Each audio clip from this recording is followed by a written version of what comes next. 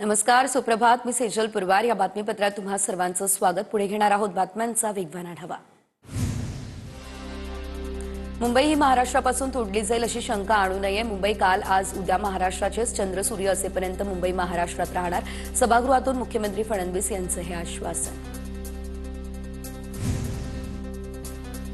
मुंबईच्या बाहेर गेलेल्या मराठी माणसाला पुन्हा मुंबईमध्ये आणलं जाणार. बाळासाहेबांच्या जन्मशताब्दीनिमित्त मुंबईकरांसाठी योजना आणू. बाळासाहेबांच्या चरणी योजना पुष्प अर्पण करू. उपमुख्यमंत्री एकनाथ शिंदे यांची घोषणा. 2 वाजेपर्यंत सभागृह चालवलं, पण काही लोक 2 तास देखील बसले नाही. उपमुख्यमंत्री शिंदेंकडून नाव न घेता उद्धव ठाकरेंवर टीका. संपूर्ण अधिवेशनात विरोधकांचा एकच सूर, विरोधी पक्षनेता हवा असाही साधला निशाणा.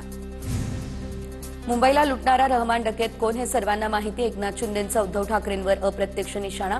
मात्र मुंबईला वाचवणारी महायुतीच धुरंधर, शिंदेंचं हे वक्तव्य. आपल्या हक्काची मुंबई अॅनाकोंडा गिळायला निघालेल्या अॅनाकोंडाऐवजी गांडोळाची औलाद उत्तर देते. उद्धव ठाकरे यांचा पुन्हा एकदा अमित शहांसह शिंदेंवर जोरदार निशाणा. निवडणुकांसाठी सरकारी तिजोरीतला पैसा काढण्यासाठी सरकारने अधिवेशन घेतलं. ठाकरेंच्या शिवसेनेचे नेते भास्कर जाधव यांची सरकारवर टीका. तर इलाका भी हमारा, धमाका भी हमारा असं उपमुख्यमंत्र्यांचं भाषण होतं. सचिन अहिर यांचं उत्तर.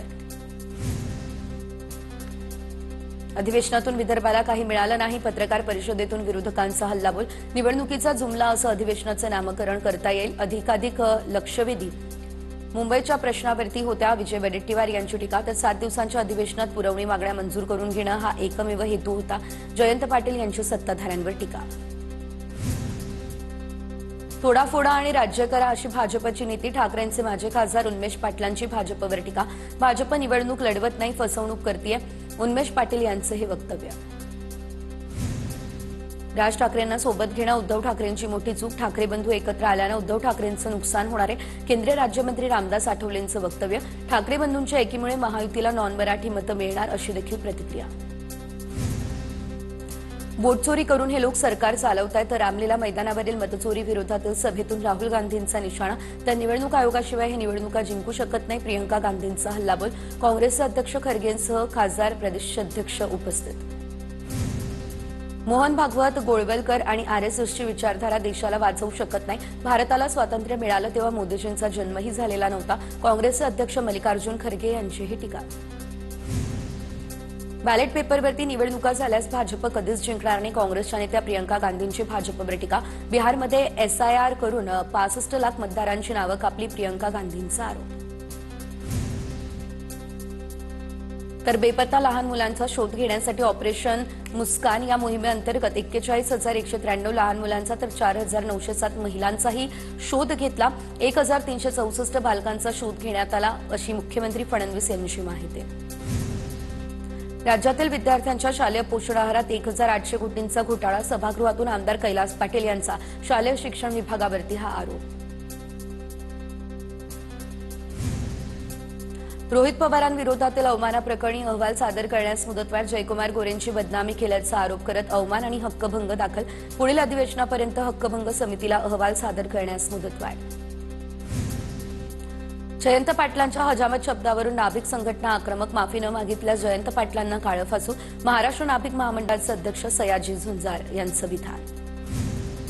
सीबीएसईच्या पुस्तकांमध्ये यापूर्वी शिवरायांवरती एक पॅराग्राफ होता. आता मात्र अभ्यासक्रमात बदल केलेला आहे. सीबीएसईच्या अभ्यासक्रमात 21 पानांचा शिवरायांचा इतिहास असणार आहे. फडणवीसांची विधानसभेत माहिती. तेजस्वी घोसाळकर आता मुंबई महापालिका निवडणुकीआधी ठाकरेंच्या सेनेला मोठा धक्का बसणार. तेजस्वी घोसाळकर भाजपमध्ये प्रवेश करणार अशी सूत्रांची माहिती. मुंबईमध्ये महायुतीत मुंबई भाजप 150 जागांवर लढण्याच्या तयारीत. शिवसेना 125 जागा लढण्यावर आग्रही अशी सूत्रांची माहिती. कोअर कमिटीच्या बैठकीत 125 जागांवर चर्चा झाली. TV9 मराठीला सूत्रांनी ही माहिती दिली. आरपीआय आठवले गट मुंबई, सांगली, मिरज, कुपवाडा महापालिकेची निवडणूक लढवणार. रामदास आठवलेंनी महायुतीकडे मुंबईमध्ये 16 तर सांगलीमध्ये 6 जागा मागितल्या. पुणे महापालिका निवडणुकांच्या पार्श्वभूमीवर घडामोडींना वेग. मुख्यमंत्र्यांच्या हस्ते 3,000 कोटींच्या कामांचं आज उद्घाटन होणार. भाजप शक्ती प्रदर्शन करणार. डोंबिवलीमध्ये 2.5 लाख लिटर जलकुंभ आणि पंपिंग हाऊसचा भूमिपूजन कार्यक्रम भाजपचे प्रदेशाध्यक्ष रवींद्र चव्हाण आणि श्रीकांत शिंदे एकत्र शिवसेना आणि भाजपचं मनोमिलन पाहायला मिळालं. नाशिकमध्ये भाजपकडून इच्छुक उमेदवारांच्या मुलाखती आमदार राहुल ढिकले संघटना मंत्री आणि त्यांच्यासह कोर कमिटीच्या नेतृत्वाखाली मुलाखत प्रक्रिया 22 जागांसाठी भाजपकडून 988 उमेदवार इच्छुक.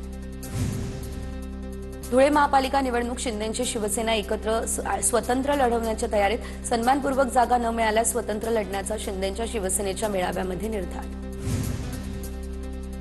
धुळे समाजवादी पार्टीचे माजी जिल्हाध्यक्ष वकील अन्सारी यांचा अजित पवारांच्या राष्ट्रवादीत प्रवेश, माजी आमदार फारुख शाह यांच्या नेतृत्वात पक्षप्रवेश, समाजवादी पक्षाला मोठा धक्का.